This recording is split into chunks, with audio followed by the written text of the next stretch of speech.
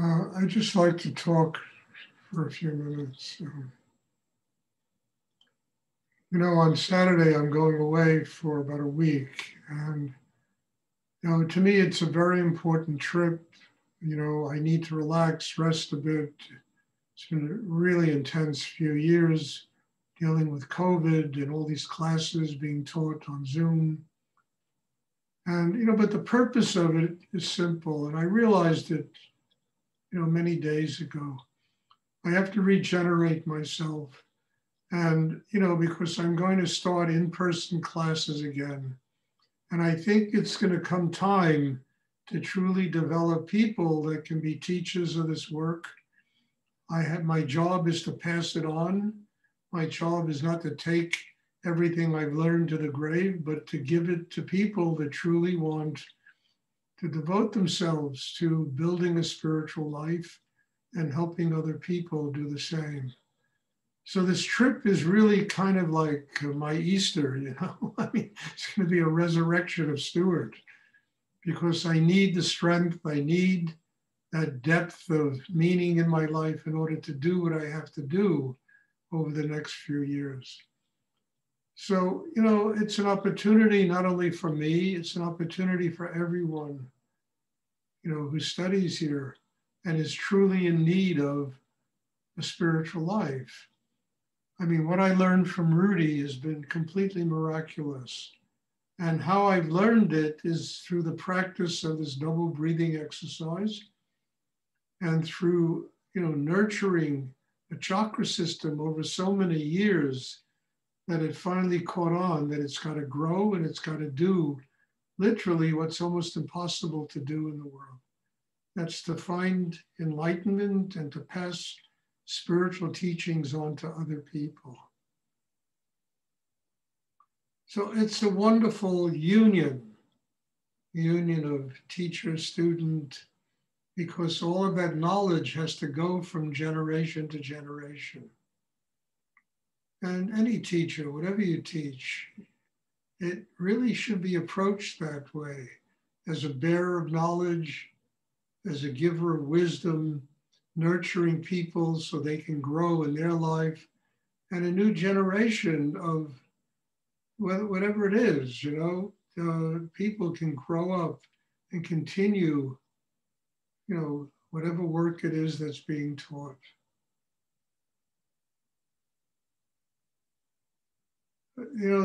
Something came up yesterday that I need to talk just a little bit about. I don't like to talk about this, but it did come up and I really haven't talked about it for years. And it has to do with this double breathing exercise. I mean, this is an amazing gift that Rudy left all of us. In fact, I've always said this is the best thing he ever left in the world, because the double breathing exercise made it possible for him to do what he did. It makes it possible for me to do what I'm doing. And it certainly is helping everyone that comes to these classes to build a deep inner life. Now there's, I have a couple of rules, not many, a couple. One of them, as you all know, is no drugs. And another rule I never even thought about until something came up yesterday. And that really has to do with the sacred nature of the double breathing exercise. It is not something to be used in therapy with other people. It is not something to be given away. If somebody is interested in learning it, you have to send them to a teacher who truly has developed over the years the capacity to give away, the teachings through this exercise. I mean, it's not something that you sit down and give this and then start doing, looking at them in the eye and start doing this exercise with them. I mean, you can do damage to another human being. I don't think many people realize the kind of responsibility that is involved in teaching what I teach.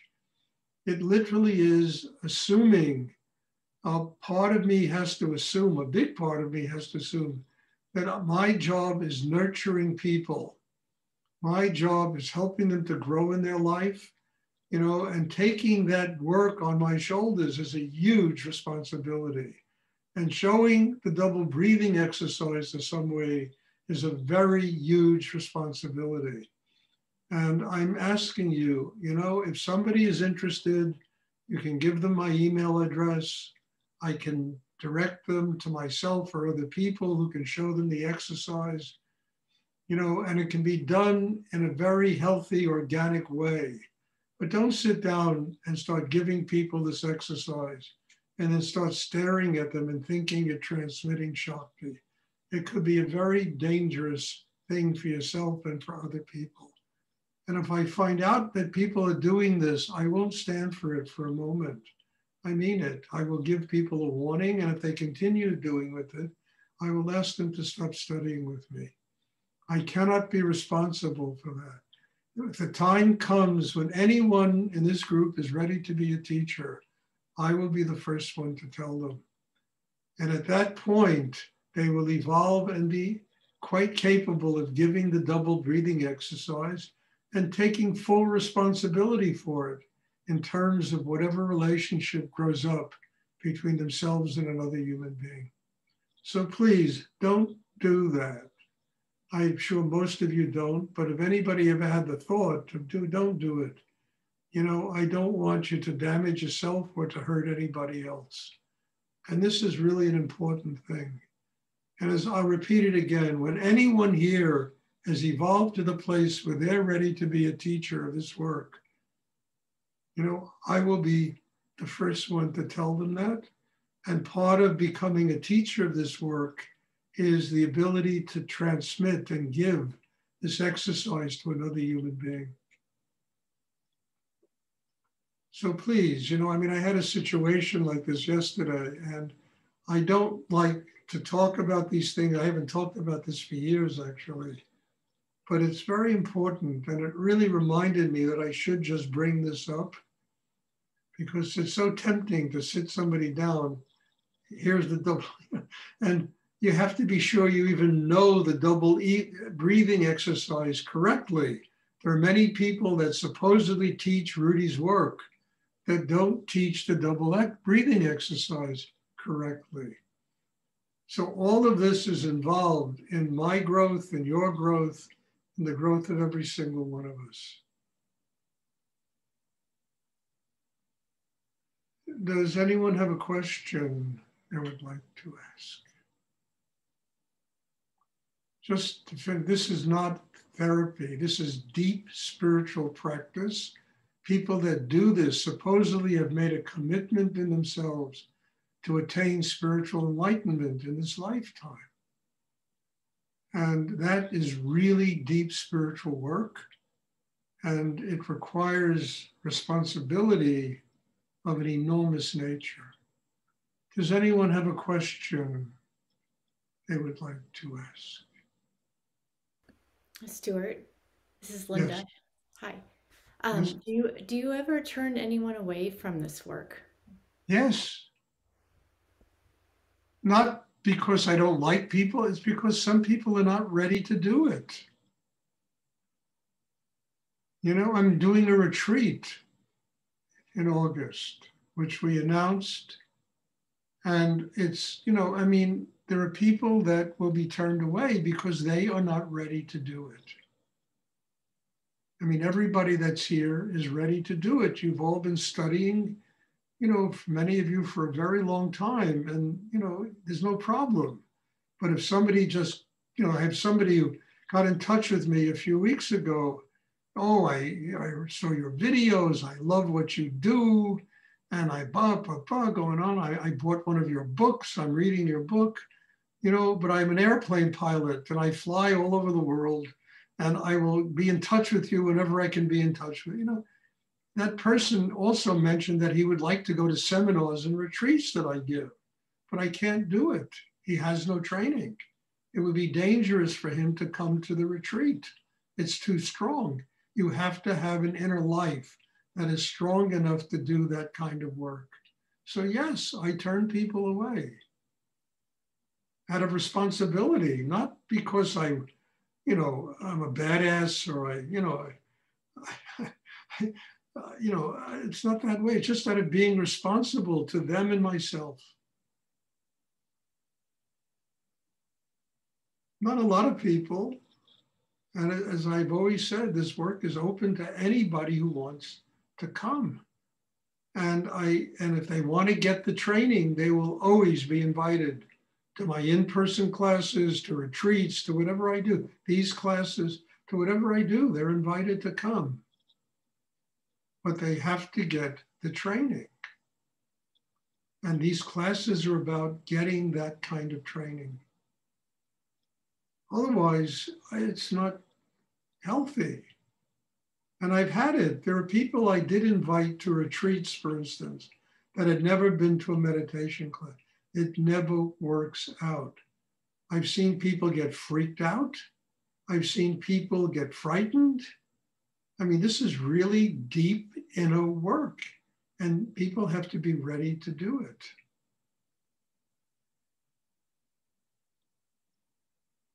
So yes, I have turned people away. Not a lot, but I have turned people away. I remember once in New York, a woman came and she looked at me with this anger in her face. What do I have to be grateful about? I have nothing in the world to be grateful. I said, if that's your condition, then you shouldn't be in my classes. And boy, she stormed out the door with a lot of ingratitude that somebody told her no, you know? Better at the beginning than, you know, a month down the lane where she's screaming and yelling at everybody, you know? And frankly, if somebody needs to do this, they will beat the door down to get in. They really will. And I've had students like that who have, you know, relentlessly say, I mean, there were people I don't want, and they would show up at my doorstep and say, I'm going to sleep here until you let me into the house. What am I going to do? Turn them away? No, you just love them for having that kind of guts and that kind of a need.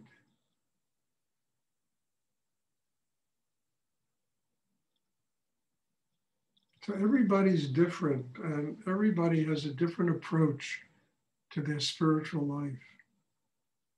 But my single thing I look for is, does a person really have a need to attain a spiritual life in this lifetime? I look for that in every human being.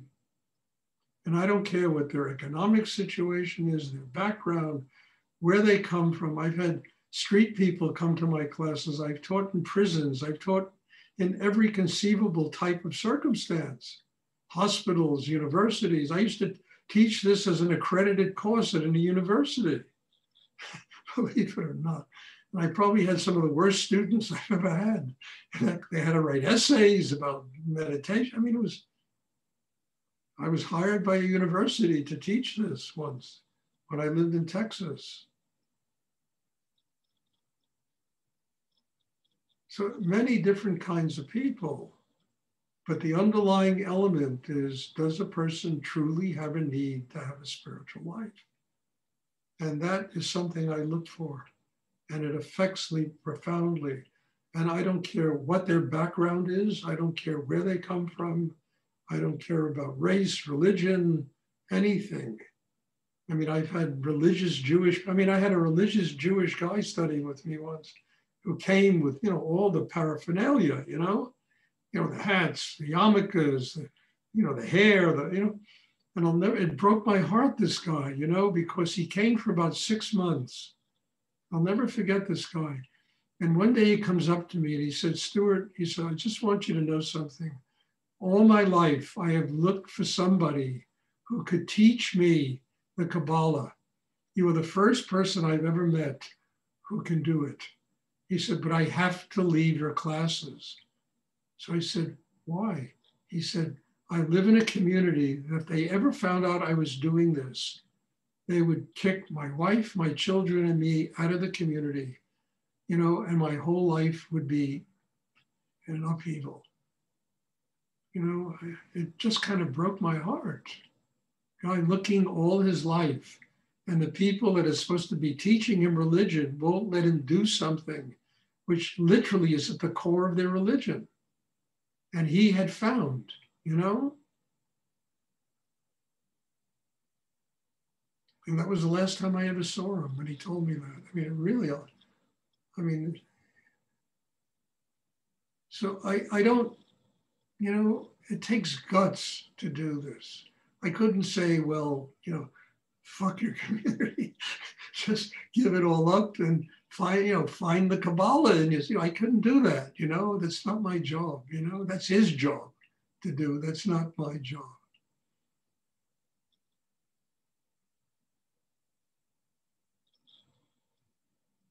Does anyone else have a question? Thank you. You're welcome.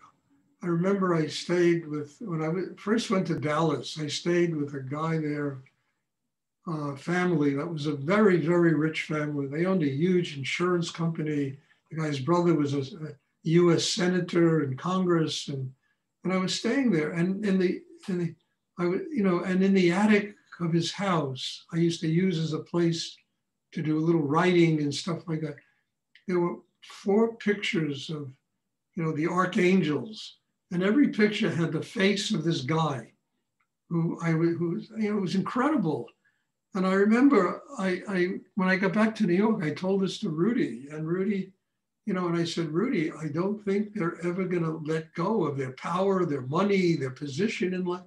He said, well, that's what they have to surrender. If they're willing to surrender that, they can get all of the things I have to teach them. Doesn't mean they stop having money, but they let go of that image of who they are. And what, I am all the archangels, every archangel, Gabriel and Michael, they all had his face. Something extraordinary, And this was a really famous family. I didn't even know how famous they were. Until later. They were a very famous family in Dallas, And they're the ones that sponsored Muktananda and Rudy and myself and a whole group of people to come from New York to Texas.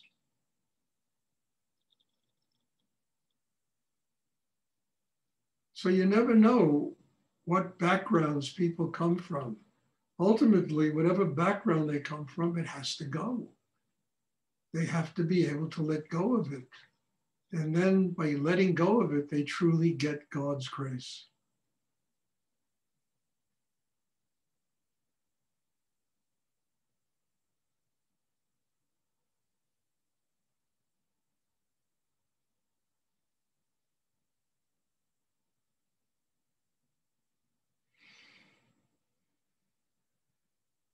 Does anyone else have a question they would like to ask? Hi, Stuart.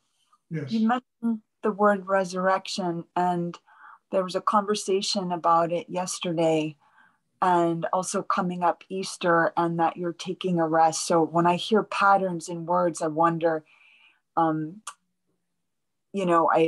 question it. So I'm feeling like in this time right now, do you feel there's a time of rebirth, or at least in our lives? Can you talk about the process of breaking down and building up? This time and period, this is the Kali Yuga, for God's sake. The world is going through hell, from pandemics to wars to, it's insane what's going on. But, the phoenix bird rises out of ashes. Rebirth comes from ashes. It comes from the terrible things that go on in the world. But it all depends on how people use it. Otherwise, you go from pandemic to war to this to that, to more hell and more hell. If you use it as a means of going deep inside yourself and transforming yourself, there will be a resurrection of your consciousness.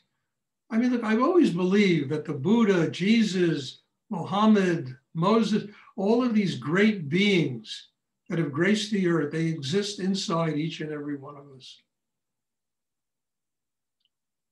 And that, that internal work taps that energy that gives us the kind of consciousness that Moses had, that Jesus had, the Buddha had, Krishna had, all religions. But we have to tap it. It's there. It exists inside each and every one. That is resurrection. That is the soul coming out of the ashes. That's the lotus flower coming out of muddy water. The rebirth, the resurrection of consciousness. You know, and I think that is possible for every single human being. But one has to do the inner work to make that possible.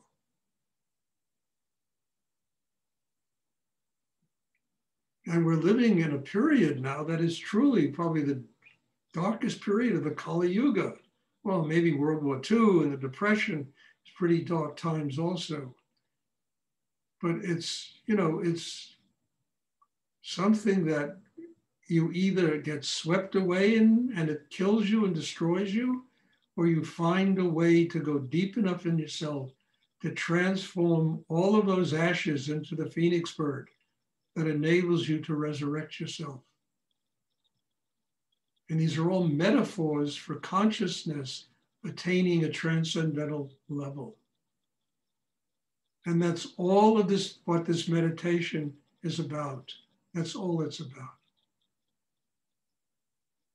So I don't think there can be a better time than experiencing internal resurrection with all the hell going on in the world. Well, I mean, you can't even look at the news anymore. It's so terrible what people are doing to each other today.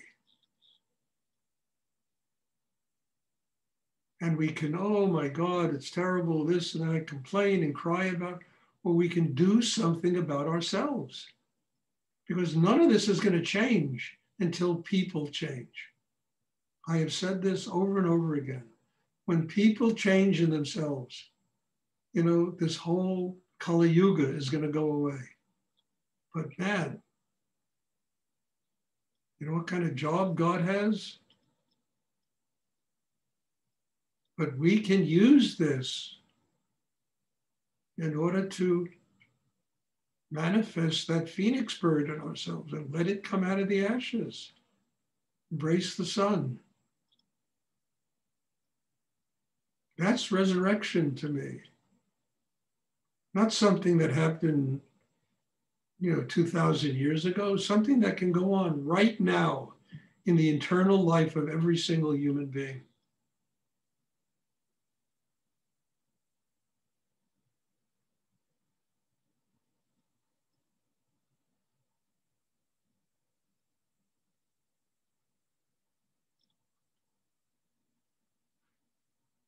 Does anyone else have a question you would like to ask?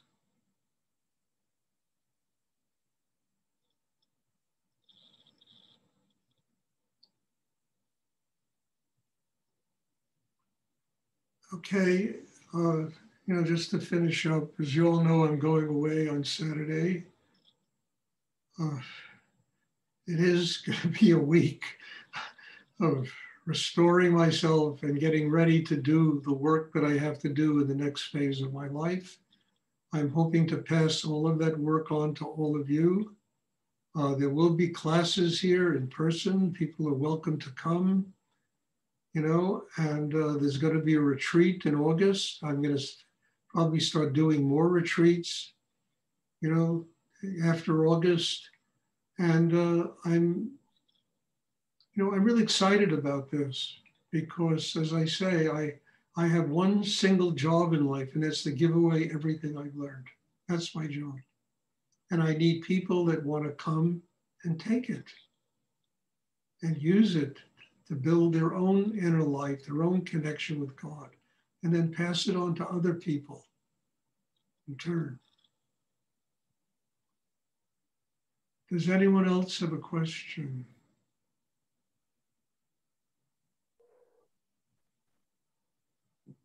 If you want to attend the retreat, there's already 15 people that have signed up, and the notice was sent out today.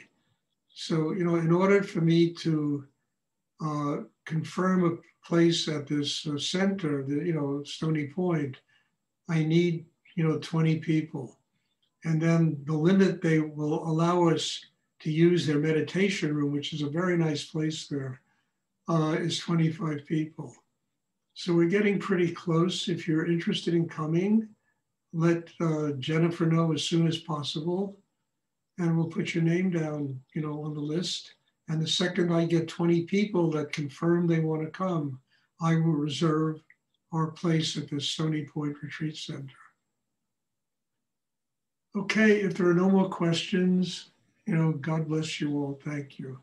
And thank you for being here and doing this. And all right, I've said it 1,000 times, but I'm just very grateful to sit here and to be with all of you and to do this kind of work with all of you. And there probably will be some classes next week. I don't guarantee how many. The next class I do guarantee will be next Sunday, not this Sunday, but next Sunday. But in between now and next Sunday, you know, I probably will have at least 1, 2 classes. You know, if I don't have it, just forgive me. It means I'm resurrecting myself and I'm on the beach or something, and enjoying, you know, a short vacation. So thank you and bless you all. And I'll see you all soon. Yeah, have a wonderful vacation, Stuart. Thank you. Thank you, Stuart. God bless you. Well, Stuart, thank you. Enjoy your time. You deserve Good night. it. Thank Thank you. you. Bless you. Thank you, Stuart. Go rest.